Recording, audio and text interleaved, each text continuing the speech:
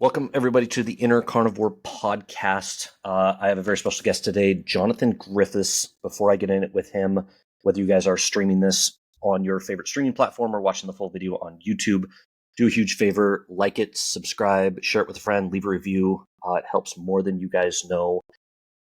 Very excited to get in with you, Jonathan. First off, how are you doing today? I'm not bad, thank you. Yeah, it's a delightful grey summer's day here in England, which we're very much used to.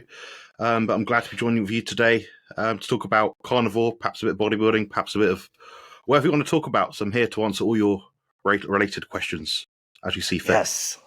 So actually, it's kind of funny how on social media it takes a while to get exposed to people, right? Like, especially accounts that have decent followings. Like, I feel like, as you know, carnivore's in my name. I post carnivore content.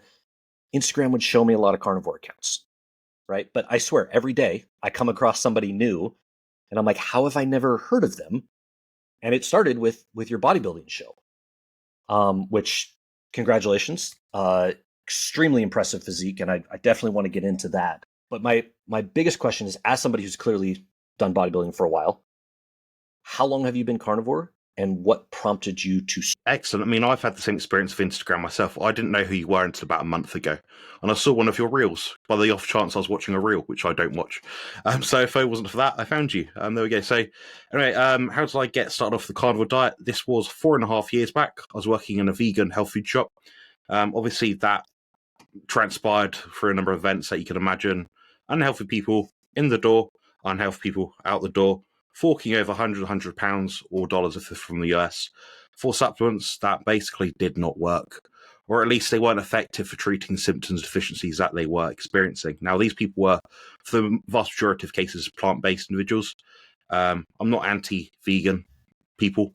I am anti-vegan, definitely anti-vegan. I do not like the premise of it. I've seen a lot of people's health messed up from it, and I'm sure as JT, being a coach in this sort of space, you've met hundreds of ex-vegans, and they're actually great people. But what I found is, just through their anecdote and even my anecdote, I mean, I was eating a plant-based diet prior to my carnivore experience, eating upwards of 1,000 grams of carbohydrates per day. So I know what it's like to eat a diet of high carbohydrate, high plant food intake. Even though that's coupled with, high protein, I've always eaten 300 grams of protein plus for most of my adult life. I have noticed that in spite of including these animal foods, it wasn't until I actually got rid of the plant foods that I got most of the benefit. But yeah, I live with autistic spectrum disorder. I have very serious issues with sensory overload. My communication skills are pretty good. That's why I'm masking so well right now, that you can kind of listen to this and think, this is just a normal bloke, just some gym bro. Yeah, the reality is I do have autistic spectrum disorder. I do also live with spine disease, so I'm currently actually now, as we speak, almost lying down on lots of pillows and cushions and things to make my life a bit more comfortable. So yeah, the carnivore diet has been a drastic benefit in terms of my long-term health outcomes that I can see so far. Just look forward to more and more accumulating as time goes on. I've pretty much tried most things in terms of the dietary interventions that you can think of in this space. Some good, some bad. Some influencers are trash. What they say is dangerous, bad advice. We know who they are. We know what they're saying. Then you get people that are sensible, just like JT here and a few others, that just speak truth about, following an animal foods-based diet, see where it lands you, do what you can do, achieve your best outcomes that you can. So yeah, that's been pretty much my experience over the past 4.5 years of carnivore. Happy to go to any sort of question you have related to that at all, if you've got anything more specific or you want me to iron out. Yeah, no, absolutely. How long have you been bodybuilding? So I've been bodybuilding since the age of roughly, I want to say 14 years old, as in the first time I can step to the gym. At that time, pull-ups, push-ups, a few crunches, a few dumbbell curls, cable push-downs, a bit of upper body stuff. I was a sprinter in my former life, an athlete, proper athlete. I'm not a bodybuilder. There's a bit of an inside joke with us guys that do bodybuilding. We say we're not real athletes, but the dedication is absurd. You have to be a bit nuts to sort of participate in this kind of endeavor. But yeah, I've been training for a long time. I've tried all the diets, all the training programs. And I've realized, if I'm honest, it's not so much about getting so set on an exact program, but it's just having an applied set of principles towards whatever programming you have, then using that to create the intervention needed to get the result you want. and that changes all the time. The goalposts always change. So when someone asks me, what training plan do you recommend, what diet plan, it's animal foods, train hard, where in that spectrum you fall as an individual client. Could be wherever. It could be here, it could be here. It could be 1 set per week. It could be 40 sets per week. But that's where I'm finding most people tend to fall. But yeah, carnivore bodybuilding, much better idea in my opinion. Much better idea. I've done about 8 or 9 competitions. I've got several first places, a few thirds, and I'm a national level competitor. I won my most recent shows you've mentioned. I did that on a carnivore diet. But what people don't know, because no one would have found me back then because I wasn't on social media really. About 3 to 4 years ago, I did compete as a carnivore bodybuilder, and it was extremely successful. I didn't get the result I wanted on the stage in terms of the position, but I found I could eat more food. I enjoyed my food more. I wasn't starving, wasn't ravenous. I didn't have to eat 6-7 times a day. And my mood, my well-being, my sense of healing, personal, like my spirituality is even better with it. I don't feel so uptight and weird about, I feel more stoic. And being, living with several quite obvious disabilities, in my eyes at least, it's been transformational, honestly. So I've been speaking to people like JT, Professor Bart K, Dr. Chafee, all these sort of guys. And it's been an absolute godsend to be able to share my experience as someone that is autistic, that perhaps doesn't have a large voice in the community. In terms of people around, you don't hear many autistic people on the carnivore diet. There's a few, yeah, but it's not. We're a massive minority, guys. So I do feel privileged to be in this position to share any information that I do have. Yeah, I know I love how you put that, because I think there's 2 things that people really miss when they talk about diet and bodybuilding, right? 99.9% of bodybuilders can't do that full time. Like they do it full time, right? But that's not their livelihood. The people you hear about, like the Chris Bumsteads, sure, that's his job, right? He, sponsorships, all that. But even at the highest level, I think his prize was 50 grand at the Olympia, right? So the peak of the peak of the peak, and he wins $50,000 for a year. So when people want to argue on the internet, it's not optimal, this is not what Chris Bumstead eats, this is not, it's absolutely mind blowing to me, because there's life considerations, right? You have to also have everything that you said. You have to be able to have this mental clarity. You have to be able to feel better, not being starving. As somebody who's done a prep, and this is one of the reasons I was, super intrigued to talk to you. As someone who's done a prep, those last couple weeks going into a show, you're worthless. I remember sitting at work just being like, and people are like, are you okay? And I'm like, nah, not really. I'm eating no salt. I'm eating no carbs. I'm eating no anything. I'm drinking 2.5 gallons of water. This is miserable. I hate my life.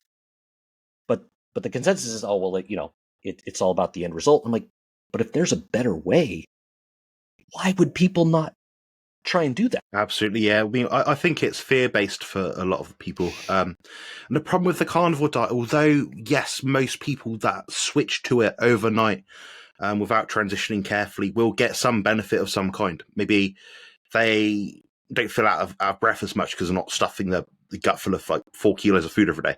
Because the food volume will actually, for most people, I find half. But you mentioned a really good point, which I think is the benefit of the carnivore diet. It's not that, carbs versus fats, one's a better fuel. Fats, in my opinion, based on mechanistic data and biochemistry, we do understand is a better, provider of fuel and substrate for training, exercise performance.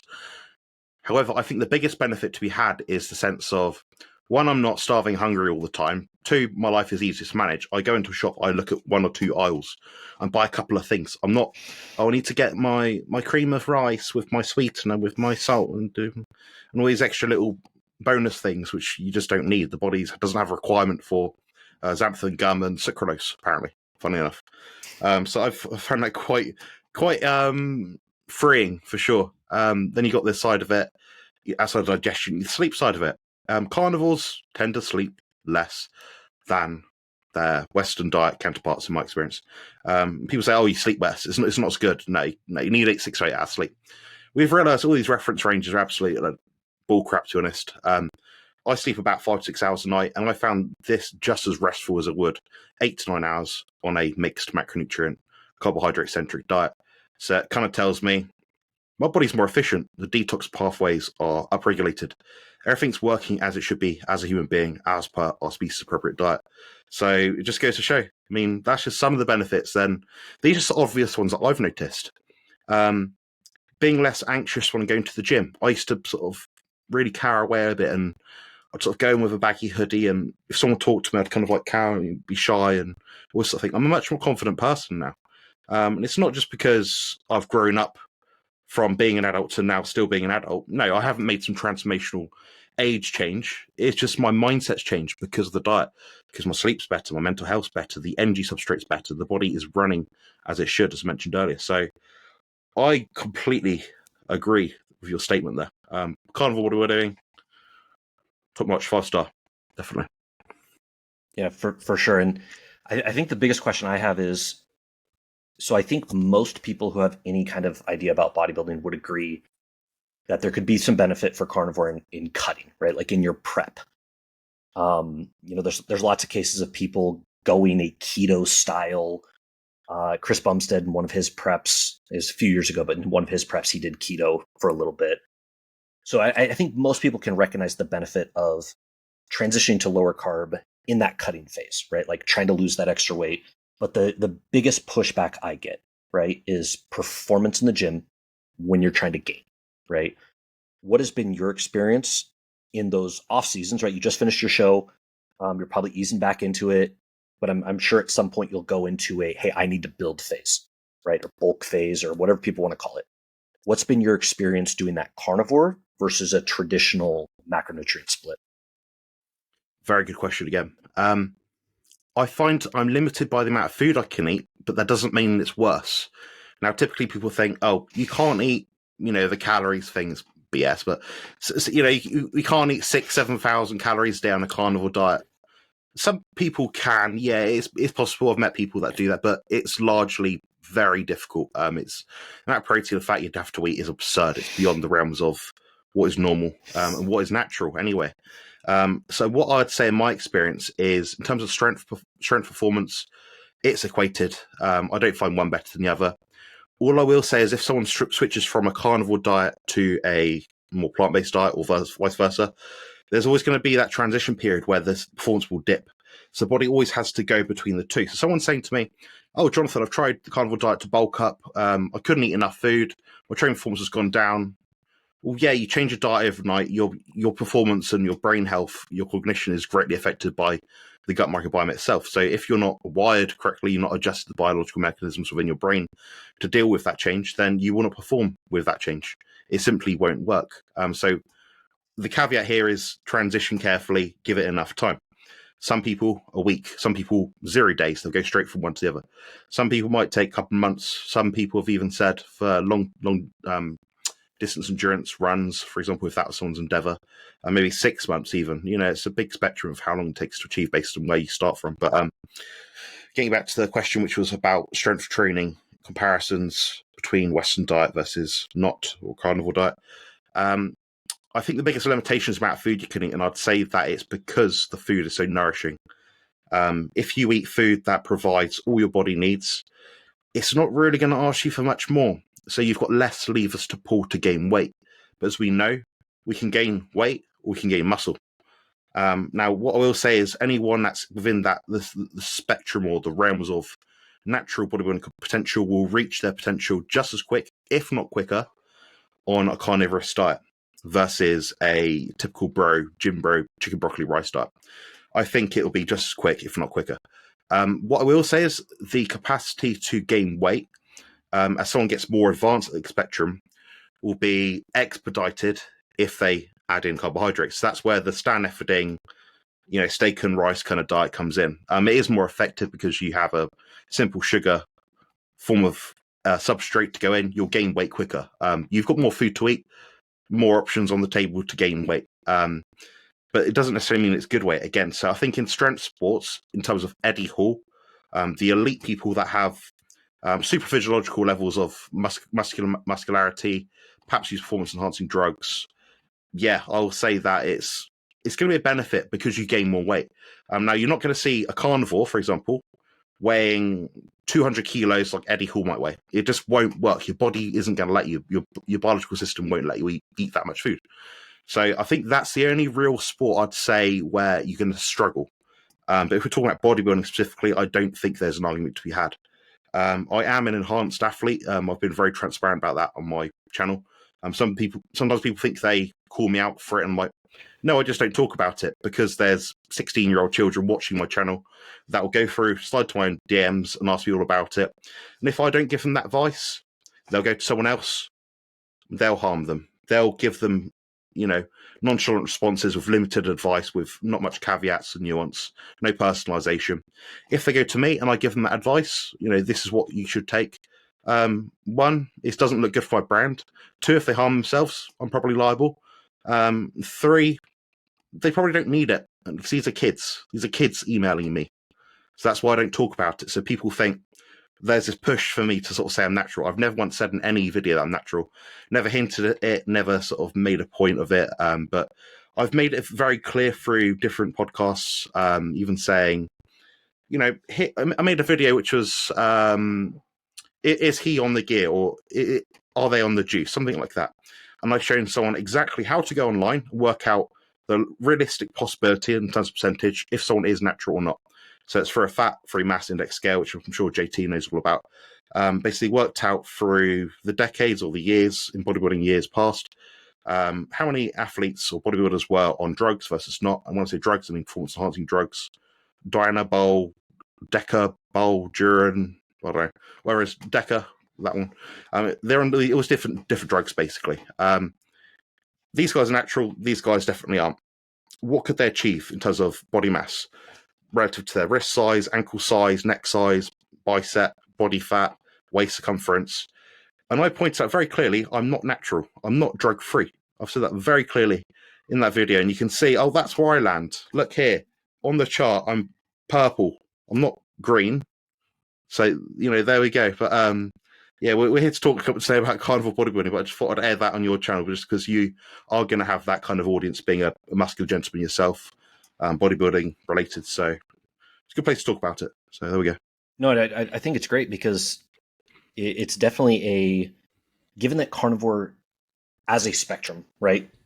There are not a ton of, I'll just say bodybuilders, right? Or people who are just, casual, whatever you want to call them. And I actually saw a video that got a little bit of a mixed response. Ken Berry actually went on and was talking about testosterone levels in males. And he's like, if you're having any of these symptoms, like, go get it checked, because low testosterone is significantly worse than any type of exogenous supplementation that you might do in order to get your levels within normal. And I was like, well, I'm glad somebody's at least addressing it, because everybody has this taboo about it. I'm like, well, first of all, whatever you want to do, right? Like, there's smart ways to go about stuff and there's not smart ways to go about it. And as someone who worked in a commercial gym for a long time, I've seen a lot of people take a lot of stuff and have no results, right? Like, so this idea that diet all of a sudden doesn't matter is hilarious to me, because if that was the case, then you would have 8,000 people in the Olympia every year, because the amount of people at your local gym that do stuff and don't get results is shocking. Like, people would be absolutely blown away by it. So yeah, I love that that comes up, and I don't talk about any of that kind of stuff because people just get weird, right? And you have plenty of people like the Sam Suliks and all of that broadcast it, and I think it's a problem because like you said, you get kids that are like, I'm 16, I want to get on. You're like, what are you doing right now? But digress. And I think that's an important point when you were talking about the ability to gain weight. So I did 2 experiments, a 4,000 calorie a day carnivore experiment, and then followed it up with a 4,000 calorie of a standard Western diet. And when you talk about the inability to eat that much, I was having such a hard time eating 4,000 calories of carnivore, right? And I was like, I videoed everything I ate. I meticulously weighed everything. Like, and you've done bodybuilding, I've done bodybuilding. I know how to weigh and track macros. This is like second nature to me. And I would get to the end of the day and I would have to drink like melted butter because I was 900 calories away. Yeah, like so hard. And then I would go to the Standard Western, and one day I blew past my calories by 1,000 calories and didn't even realize it. It's like 4 o'clock in the afternoon, and I'm at 5,000 calories for the day. And I was like, what happened? But then you bring up another great point that people just cannot seem to realize. Just because you can gain weight does not mean that's beneficial. I can get fat on a Standard Western diet pretty easily. I honestly don't know if I'm physiologically capable of getting fat on. I'd agree. It's I've done the similar experiment myself actually. I did meat, fruit, and honey. So I equated the protein. So the only difference because of the calorie amount was the carbs and fats. I basically just switched them. Meat, fruit, honey. Did it for 3 days. Trash. Felt like trash. And I gained body fat on the same intake of calories. It just goes to show it doesn't work. And it wasn't like, oh, I just gained a bit of water weight. And no, I got my digital body fat calories, which are that right here. I put them on all over my body, 9 different spots. Every spot got thicker. And I documented it on my YouTube channel. And it's been 3 days of equated calories. So it tells me there's something else going on. We know the calories out argument's trash. I've got a whole playlist on it, guys, if you want to watch it. It's about 2 hours long. So yeah, I mean, it just doesn't really comport to what we find in real life when people talk about these sort of absurd, out of the box metrics. But yeah, I think it is easier to stay leaner. I used to walk around 125 kilos. For Americans out there, I don't know what it is. You have to Google it yourself. But I now walk around 260, 260, yeah. 265, something like that. Yeah, something like that. So yeah, now I weigh. Typically, if I'm not ripped, I'm walking around about 110 kilos. I'm less inflamed. I sleep better, all that sort of thing. Right now, I think about 97 kilos. About 6 kilos above stage weight. I can drop down within 3 to 4 weeks very easily if I need to. But it's been easy to maintain. I used to get this lean, it was like, all right, I need to bang the hammer now. But I'm just sat here chilling, shredded out my mind. About 6% body fat. Well, the calipers put me about 4.5 as of this morning. But all these measurements don't really matter. It's just about having a trend, finding somewhere to. Where are you now? Where do you need to go? So yeah, I found it much easier to stay leaner. Honestly, it's hard to overeat, and I did the butter bites myself. I've done them for a long, long time now, about 4 years. So what I do is I get a bit of whey protein, melt down the butter. I effectively make a keto brick, and this is before I even knew what a keto brick was. But yeah, all I did was I melt down like a big brick of butter. So a brick over here is 250 grams. Your sticks over there in the US are 113 grams. So I was having 2 of them a day. So about half a kilo of butter a day. Melted down into this big like tray thing. Wait for it to cool down. Add some protein powder to it. Mix it up. It's a way to get down. It's more palatable. But people think, oh, it's not carnivore. It's whey protein. It's 99% by macronutrient value in animal food. So it certainly is carnivore. It just happens to have some, for me, seemingly innocuous sweeteners in it. A few little other herb, special ingredients like I don't know, cacao or whatever it is, sucralose. But for most people, I'm not telling people to do that. You don't need that sort of food. It's when you're in that upper echelon way trying to get from there to there, but you're already there.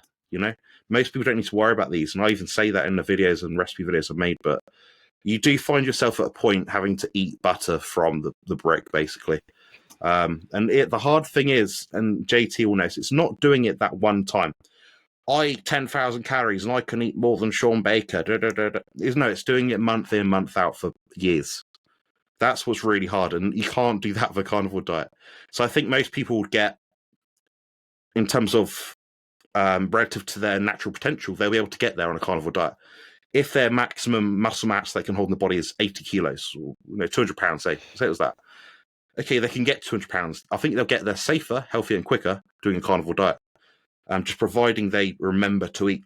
And if they come from a standard Western diet where they're over fat, maybe it won't happen as quickly. Maybe they have to sort out some health problems first. But all these things start to pop up as you sort of go along throughout the carnivore journey. So I'm 4.5 years in now.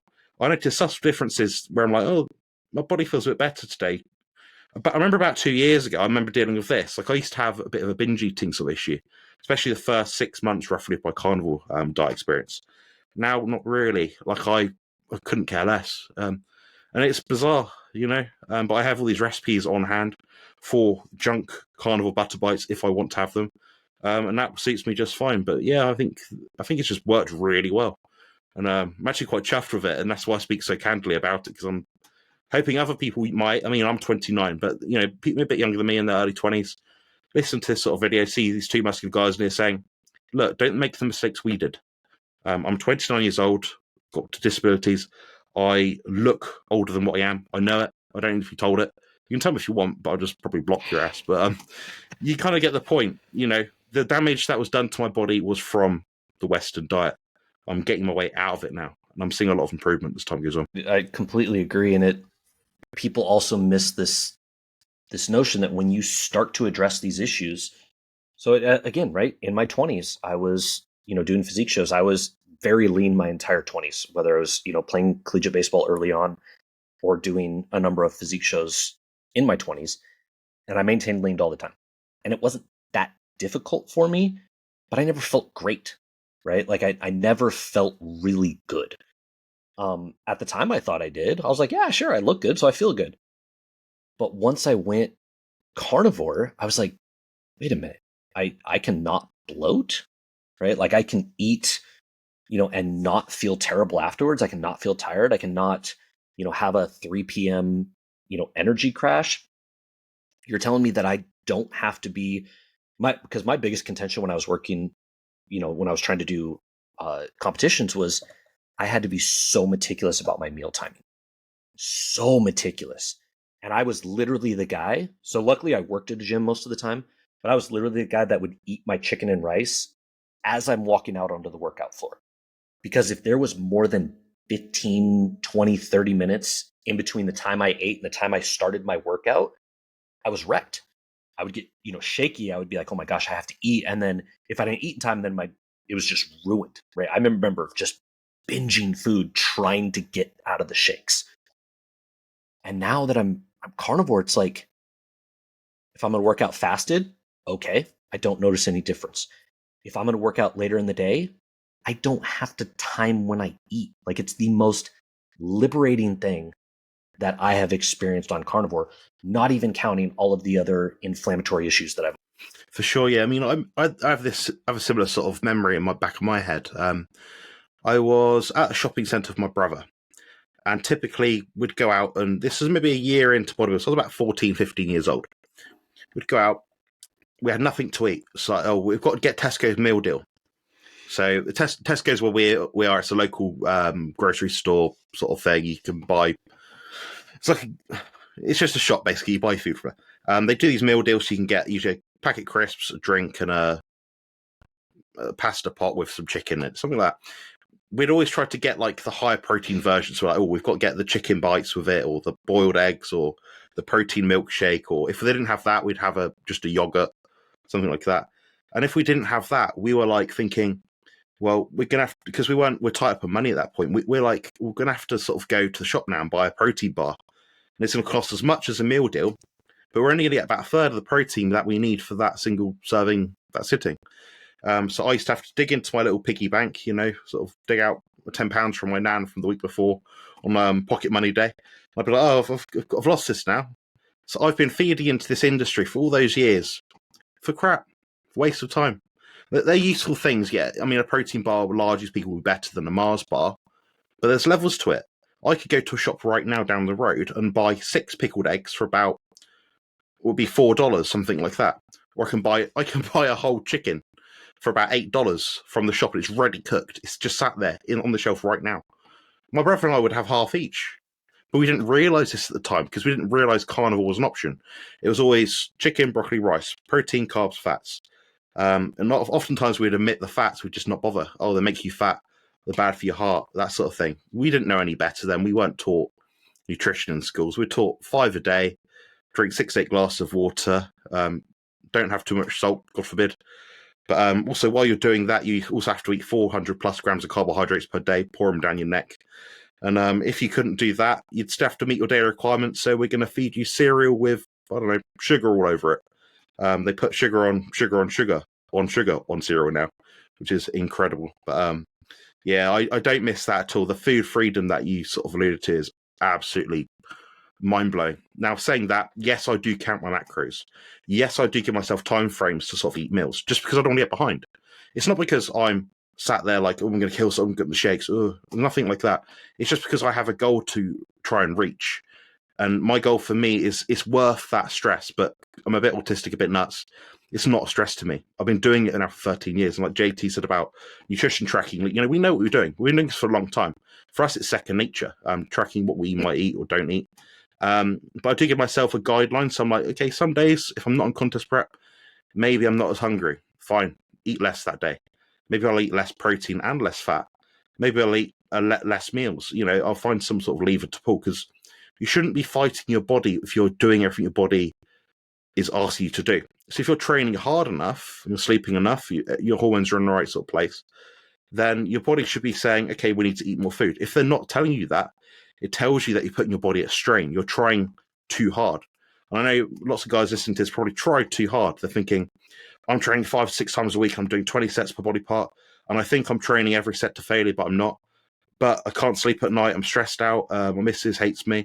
Well, spend a few hours less in the gym. Spend more time with your missus. Spend time with your children. And do better. Be a better man. You don't need to do all this extra stuff. And it's actually easier. So that's kind of what my position is on this whole thing, in terms of like meal frequency and trying so hard to stay on track and keep up with Chris Bumstead and all that sort of thing. I mean, Chris Bumstead could do what he wants and he'd still win, probably. I don't know. I'm not the biggest. I'm more of an open bodybuilder kind of guy, although I compete as classic competitor. But you see what I mean? A lot of it is a genetic element. So if you've got subpar 5 out of 10 genetics, you're not going to turn yourself into a 9 out of 10 genetic specimen just because you're stricter. There's no reward in bodybuilding for the hardest working guy on stage. There's a reward in bodybuilding for the best physique on stage. And when I go onto Instagram stories, a lot of these guys follow me from the show. They were bitter as hell. They got beat by a cripple not eating carbs. And I say it with a bit of humour, it's kind of funny when I look back. I do find it funny myself, but I sort of look at the stories and I'll see, okay, so the other day, just for the hell of it, I made like a carnivore cake. I think I used something like, maybe like, I think it's Greek yogurt, bit of protein powder, egg, bit of baking powder. Quite a basic sort of recipe. Came out like a cake, tasted all right. It's magical, but it is right. It's a nice adjunct to my usual diet. And then the next day, the same loaf shape, my carnivore counterpart, my non-carnivore counterpart, I think he came third in my competition, uploaded basically the same thing, but it had flour in it, almond milk, all this sort of oxalate-laden stuff. And, I was like, oh my God. And I'm like, this is why I beat you. In my head, I was thinking, this is why I beat you. I did the hard stuff. I did the stuff that you couldn't do. So I take a lot of pride in that. So anyone that sort of reaches this sort of carnivore way of eating, they're listening to this, maybe they're 20 years old and thinking, oh, yeah, but they can't do it. Well, look at my photos. You tell me I didn't achieve something which most people could achieve easily. You could not do that. Yes, I go back to the point. I am autistic. I do have that element of passion, overriding insane level of concentration and focus towards things which is not natural, normal.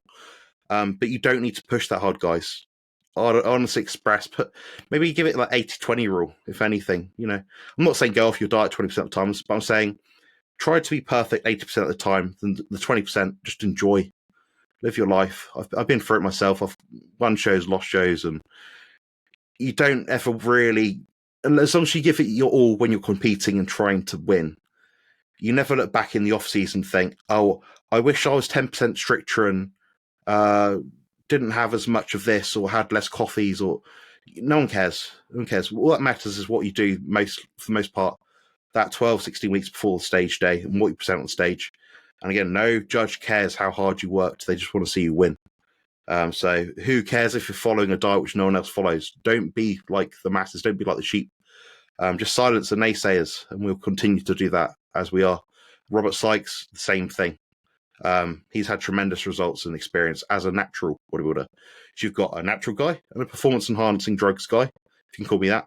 And you'll see, yeah, we've both done it, and to a high degree, to a high level, to a national level. So it just goes to show it can be achieved. And I'm no genetic specimen. I probably have above average genetics for bodybuilding, but I'm not by any means a Chris Bumstead. So you can read between the lines, guys.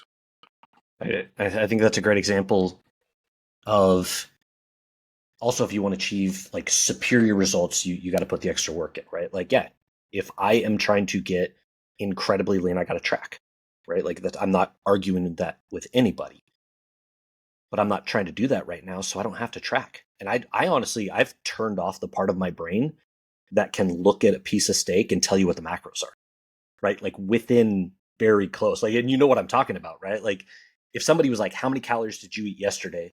In about 30 seconds, I could probably tell you pretty close, even though right now I don't know what I ate. I would go back and think and be like, okay, yeah, probably about this. And people would be like, that's oddly close. I'm like, that's just what I do. Like you said, we've done this 1,000 times.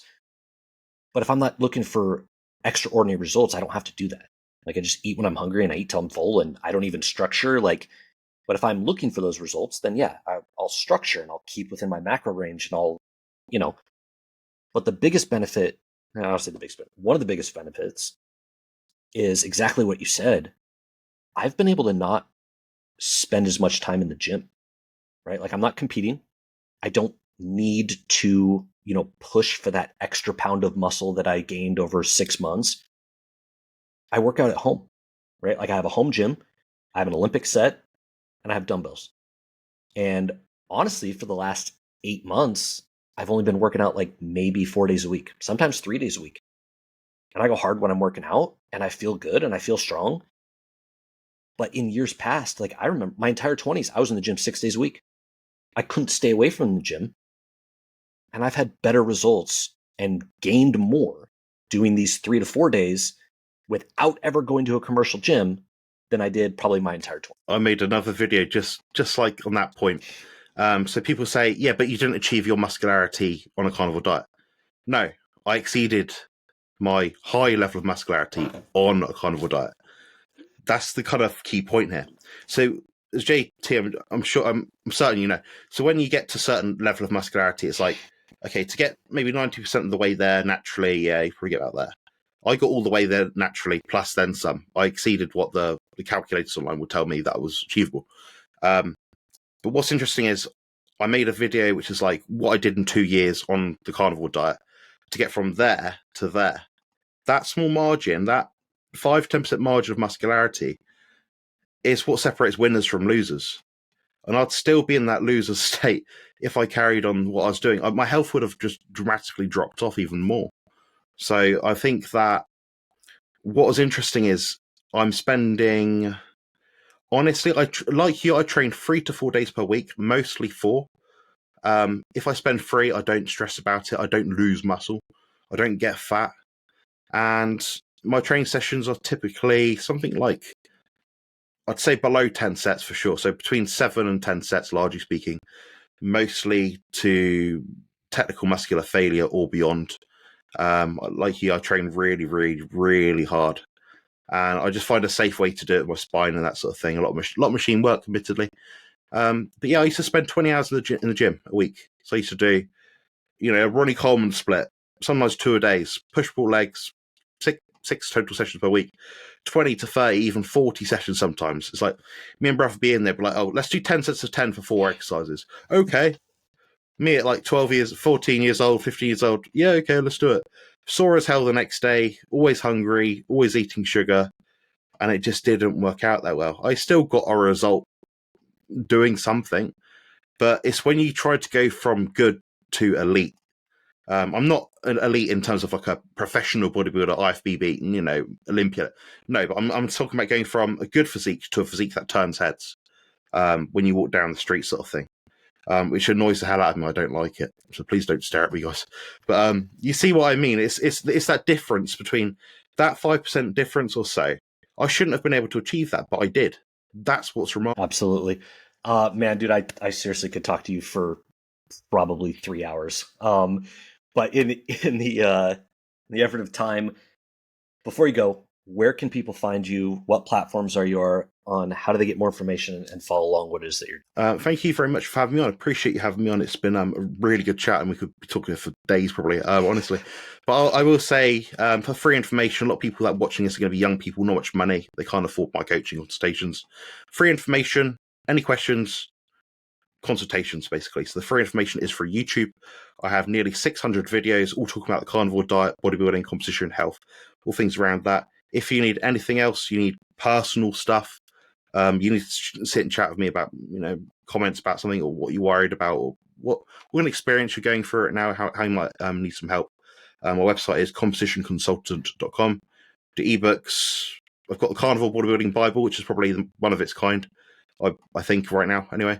So there's even free books for a website as well. So I give out as much as I can for free. Anything which involves direct contact with me. Respect my time, respect my boundaries. You do have to pay for my time.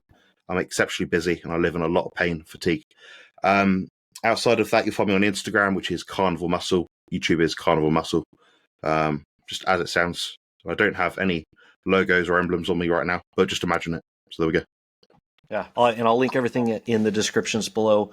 Man, I really appreciate you being on. Thank you, everybody, for tuning in, and we'll catch you guys next time.